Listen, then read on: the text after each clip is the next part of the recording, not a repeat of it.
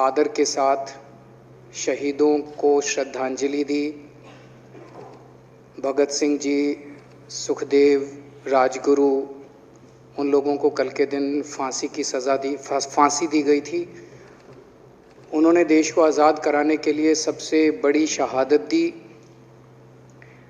अध्यक्ष महोदय, मुझे बेहद खुशी है कि वैसे तो हम सब लोग सभी शहीदों को नमन करते हैं, सभी स्वतंत्रता सेनानियों का आदर करते हैं, लेकिन उन सभी स्वतंत्रता सेनानियों में एक तरह से दो चमकते सितारे हैं, बाबा साहब अम्बेडकर और भगत सिंह।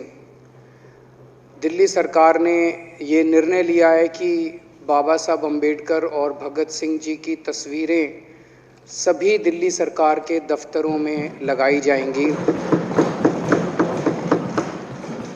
कुछ दिन पहले पंजाब सरकार ने भी ये निर्णय लिया है कि पंजाब सरकार के भी सभी दफ्तरों में भगत सिंह और बाबा साहब अम्बेडकर की तस्वीरें लगाई जाएंगी। जब से ये ऐलान किया गया है, मैं तो सोच रहा था कि हमारे विपक्ष के साथी इसके ऊपर हमें बधाई देंगे, तारीफ करेंगे कि बहुत अच्छा निर्णय लिया गया। शुक्रिया।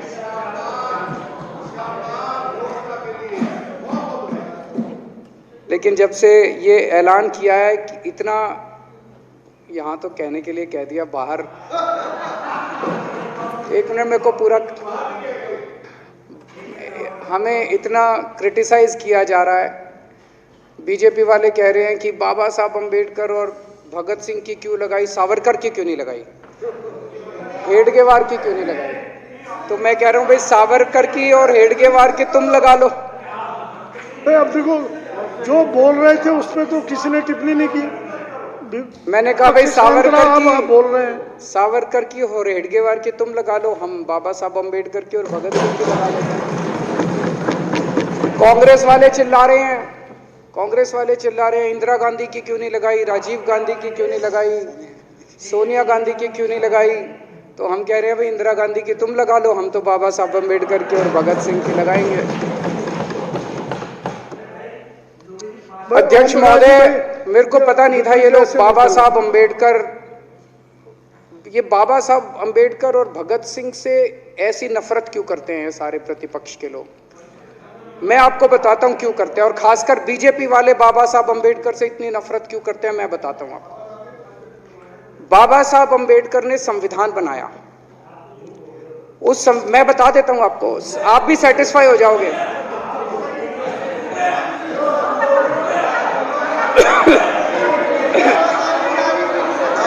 सुन के चले जाना। बाबा साहब का नाम सुनते ही वॉकआउट कर गए।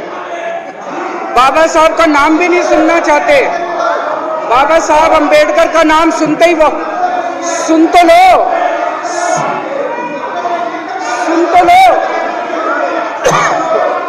तो तमाशा, और ये सब कुछ जो इन्होंने बोला वो सच बोला। सुन तो लो।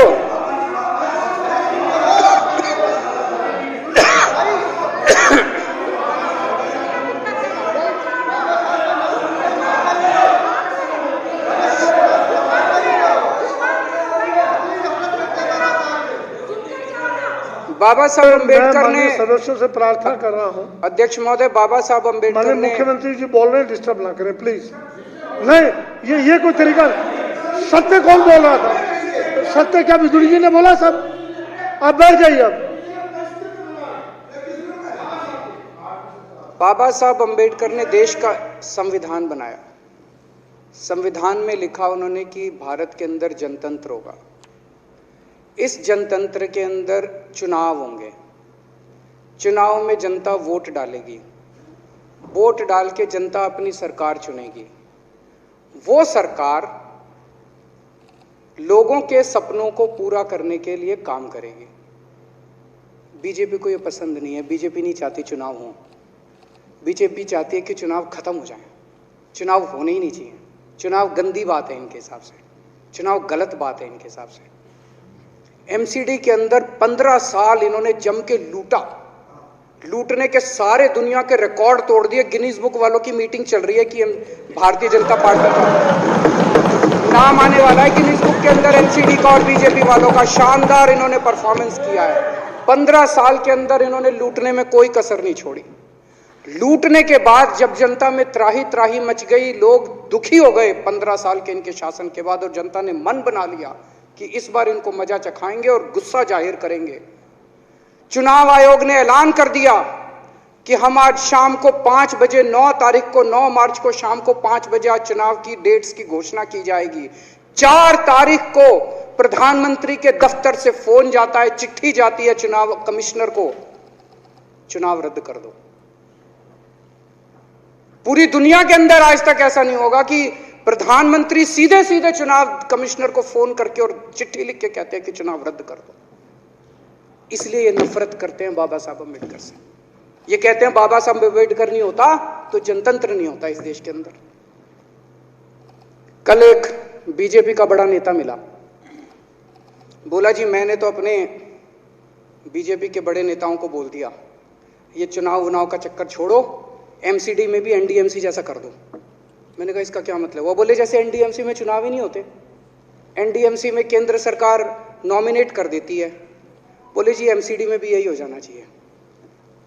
अध्यक्ष महोदय, इनका बस चले ना इस देश के अंदर सारे राज्यों में और देश में चुनाव कराना बंद कर दें। इसलिए ये नफरत करते हैं, इसलिए बाबा साहब अम्बेडकर से नफरत करते हैं ये लोग। बाबा साहब अम्बेडकर चुनाव की प्रक्रिया रख के गए थे, इनका बस चले तो ये चुनाव कराना बंद कर दे। कह रहे हैं हम तीनों एमसीडी को यूनिफाई करना चाहते हैं। अरे 7 साल थे तुम्हारे पास, सो रहे थे क्या 7 साल से? कहां थे तुम लोग 7 साल से? क्यों नहीं तुम लोगों ने क्यों नहीं तुम लोग यूनिफाई करने के लिए पैसे चाहिए? क्यों नहीं तुम लोगों ने यूनिफाई किया 7 साल से? चुनाव के 1 घंटे पहले तुम लोग चिट्ठी लिख रहे हो, अब सो के जागे हो कि अब यूनिफाई करोगे। तो यूनिफाई नहीं करना, चुनाव टालने हैं, क्योंकि हार रहे हैं। मेरी हाथ जोड़ के विनती है, हार जीत लगी रहती है, कभी ये पार्टी हारती है, कभी वो पार्टी हारती है, कभी आज बीजेपी हारती है, कभी आम आदमी पार्टी भी हारती है, कभी कांग्रेस हारती है। देश बड़ा है, देश की सोचो। आज आम आदमी पार्टी है, कल आम आदमी पार्टी हो सकता ना हो। आज बीजेपी है, कल बीजेपी हो ना हो। आज केजरीवाल है, कल केजरीवाल नहीं होगा। आज मोदी जी हैं, कल मोदी जी नहीं होंगे। कोई बड़ा नहीं है, देश बड़ा है, मुल्क बड़ा है, कौम बड़ी है, समाज बड़ा है। देश को नहीं झुकने देना, देश को नहीं टूटने देना, देश को नहीं किसी भी हालत में देश पे आंच नहीं आनी चाहिए। ये लोग देश के साथ खिलवाड़ कर रहे हैं, ये लोग संविधान के साथ खिलवाड़ कह रहे हैं। हम यूनिफाई करना चाहते हैं। इन्होंने एक चिट्ठी लिख दी चुनाव आयोग को कि हम तीनों एमसीडी को यूनिफाई कर रहे हैं, इसलिए चुनाव टाल दो। चुनाव आयोग ने चुनाव टाल दिया। कल को दिसंबर में गुजरात के चुनाव हो रहे हैं। अब जनता कह रही है ये गुजरात हारेंगे। अब अगर ये गुजरात हारेंगे तो ये 10 दिन पहले चिट्ठी लिख देंगे चुनाव आयोग को कि भाई हम गुजरात को और महाराष्ट्र को एक कर रहे हैं, इसलिए गुजरात के चुनाव टाल दो। गुजरात के चुनाव टल जाएंगे। अगली बार ये लोकसभा हारेंगे, चिट्ठी लिख देंगे जी ये पार्लियामेंट्री फॉर्म ऑफ सिस्टम बड़ा खराब है, हम प्रेसिडेंशियल फॉर्म ऑफ सिस्टम ला रहे हैं, संविधान बदल रहे हैं, चुनाव टाल दो। चुनाव टल जाएंगे। ये क्या मजाक बना रखा है इन्होंने, नौटंकी कर रखी है इन्होंने। भारत जनतंत्र है, देश ये बर्दाश्त नहीं करने वाला जो इन्होंने नौटंकी कर रखी है। कहते हैं हम दुनिया की सबसे बड़ी पार्टी हैं, हम तो जी दुनिया की सबसे छोटी पार्टी हैं। फिर भी डर गए तुम लोग।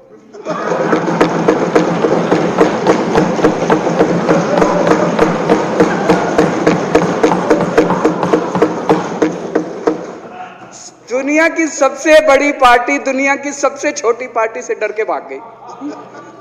क्या कायर हो यार। हिम्मत है तो चुनाव लड़के दिखाओ बीजेपी वालों, मान जाएंगे तुम। हिम्मत है तो चुनाव लड़के दिखाओ। कहते हो 56 इंच का सीना है, नहीं तो मान लो 56 इंच का सीना नहीं है, झूठ। नहीं तो मान लो कुर्ते के नीचे 56 इंच का सीना नहीं है, झूठ है ये। कल मैंने देखा, आपको भी बुरा लगा, मैं आपके कमरे में जब चाय पीने आया, आपने मेरे साथ अपना दुख शेयर किया कि जब एलजी साहब ने भाषण शुरू किया, ये सारे खड़े हो गए नारे लगाने। क्या कश्मीर फाइल्स टैक्स फ्री करो, और पीछे से 2 जने कह रहे थे दारू की दुकानें बंद करो।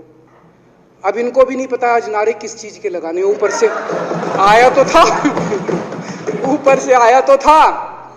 तो 2 जने कह रहे थे दारू की दुकान बंद करो, आगे वाले कह रहे थे कश्मीर फाइल्स टैक्स फ्री करो, फिर दूसरे वाले ने कहा बे आज कश्मीर वाला नारा लगाना है। तो जैसे रैलियां होती हैं उसमें कुछ टीवी वाले माइक लगा देते हैं कि हाँ जी किस लिए आए हो, तो वो यूं यूं देखता है किस लिए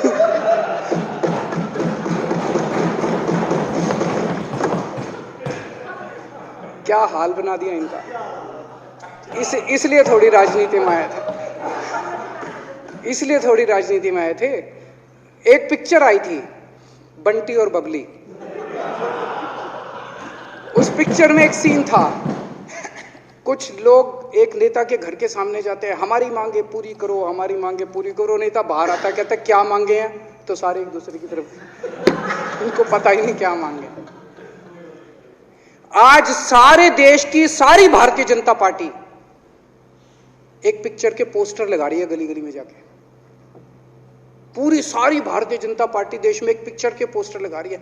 इसलिए राजनीति करने आए थे, पिक्चरों के पोस्टर। अपने बच्चों को क्या जवाब दोगे? घर जाके बच्चे पूछेंगे पापा क्या काम करते हो? पिक्चरों के पोस्टर लगाता हूं।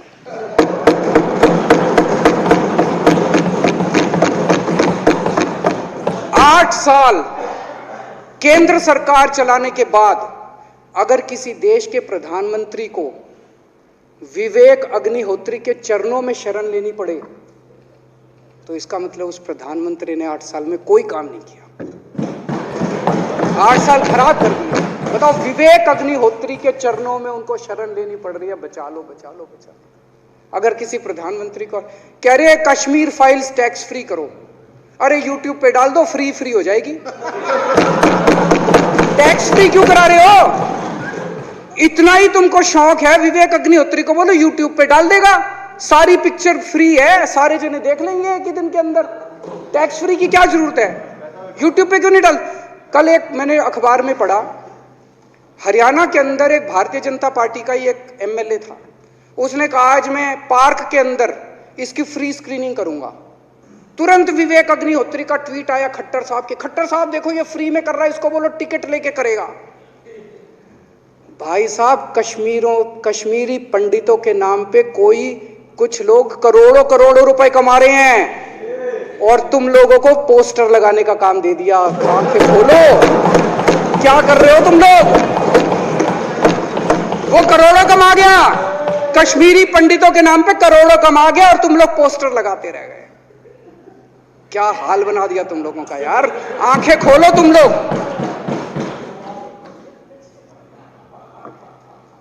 भेड़ बकरियों की तरह हाँक रखा है पूरे बीजेपी वालों को, भेड़ बकरियों की तरह हाँक रहे हैं। एक दिन बोले 3 का कृषि कानून लेके आए हैं, बहुत शानदार है, और फिर नीचे मैसेज आया भाई सारे जने तारीफ करो मोदी जी की। सारे बोले वाह मोदी जी वाह, क्या मास्टर स्ट्रोक है। और मेरे को याद है इसी सदन के अंदर इन लोगों ने उन 3 कानूनों की खूब तारीफ की थी, बोले क्या मास्टर स्ट्रोक है और क्या शानदार कानून लेके आए। 1 साल के बाद फिर आया भाई 3 कानून वापस ले लिए, बोलो फिर तारीफ करो मोदी जी की, भाई कानून बेकार थे मोदी जी। क्या इसी सदन के अंदर इन लोगों ने इतनी बेशर्मी, दिमाग पे ताला लगा रखा, इन्होंने कहा वाह मोदी जी वाह, क्या 3 कानून खराब थे आपने वापस ले लिया, देश को बचा लिया। क्या मास्टर स्ट्रोक, ये क्या हाल बना दिया आप लोगों का यार। फिर थोड़े दिन बाद बोले भाई दारू की दुकानों के खिलाफ करो, फिर सारे जने दारू की दुकान बंद करो, अब दारू ठीक हो गई दिल्ली में? आजकल तो शोर नहीं करते तुम लोग। अब कश्मीर फाइल आ गई, पहले कृषि कानून, रोज काम दे रखा है तुमको, कुछ ना कुछ ऊपर से आ जाता है, काम दे रखा है। अब दारू की दुकानें। मेरा एक ही निवेदन है मेरे बीजेपी के साथियों से, आप तो अपने ही हो, आप तो सब अपने, मेरे छोटे भाई बड़े भाई बिदुरी साहब तो बड़े भाई हैं मेरे, आप तो सारे अपने हो यार। थोड़ा सा देश के बारे में सोचो यार, थोड़ा देश के बारे में सोचो।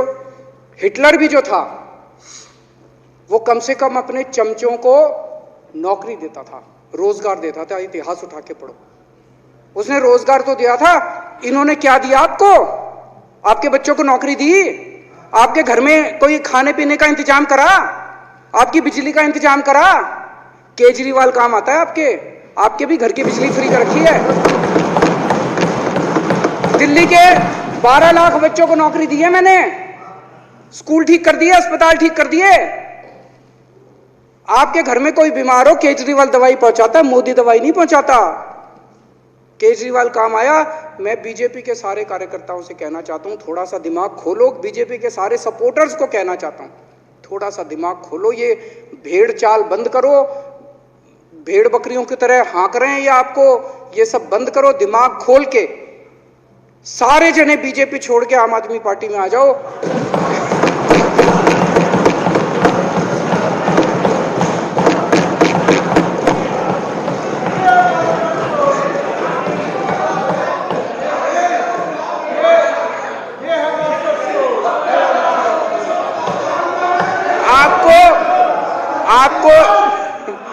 आपको इज्जत मिलेगी, सम्मान मिलेगा।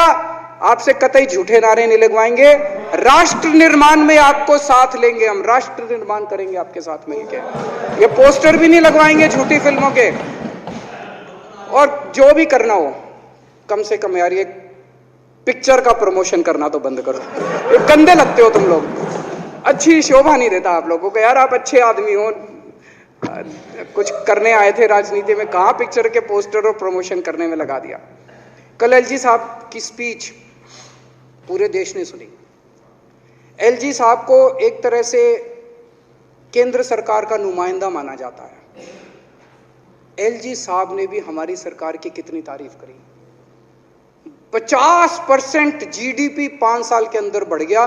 भारत में आज तक कभी किसी राज्य का नहीं बढ़ा। इतने शानदार काम दिल्ली सरकार ने किए हैं कि केंद्र सरकार द्वारा नियुक्त एलजी साहब ने भी दूसरी सरकार की, आम आदमी पार्टी की सरकार की भूरी भूरी शब्दों में तारीफ की। मैं एलजी साहब का बहुत बहुत शुक्रिया अदा करना चाहता हूं और इस धन्यवाद प्रस्ताव का समर्थन करता हूं।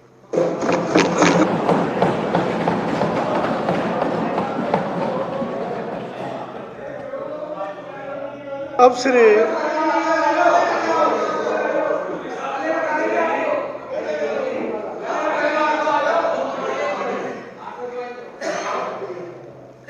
श्री गोपाल राय जी माननीय विकास मंत्री द्वारा प्रस्तुत धन्यवाद प्रस्ताव पर सदन के सामने है। माने कि यह सदन उपराज्यपाल द्वारा दिनांक 23 मार्च 2022 को विधानसभा में दिए गए अभिभाषण के लिए उनके प्रति हार्दिक आभार प्रकट करता है। यह प्रस्ताव सदन के सामने है। जो इसके पक्ष में हाँ कहें, जो इसके विरोध में ना कहें। हाँ पक्ष जीता प्रस्ताव पारित हुआ। माननीय उपराज्यपाल महोदय को इसकी सूचना दे दी जाएगी। जो सदस्य कल दिनांक 25 मार्च, ये इसलिए है कि बजट 25 मार्च को पहले पेश होना था, हमारे 280 नहीं लगे थे। आज 280 हम लगा सकते हैं। शाम 6 बजे तक नोटिस शाखा कमरा नंबर 46 में अपने नोटिस 280 के लिए दे सकते हैं। शाम 6 बजे तक खुला रहेगा। अब सदन की कार्रवाई शुक्रवार दिनांक 25 मार्च 2022 नहीं अब प्लीज एमएलए आरएसएस के बारे में कुछ ऐसे शब्दों का इस्तेमाल किया तो नहीं होना चाहिए। तो मैं आपसे आग्रह करूंगा कि उन शब्दों को जरूर डंडा वही लगाएंगे।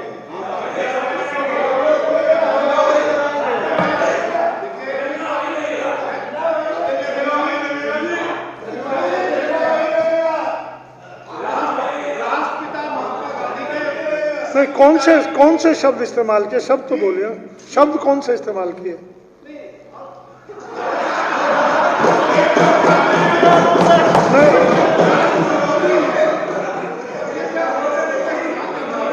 अगर कोई ऐसा शब्द इस्तेमाल हुआ है, आरएसएस देश विरोधी है, उसको हटा देते हैं बस।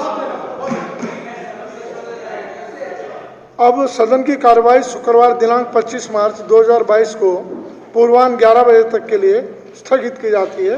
बहुत बहुत धन्यवाद।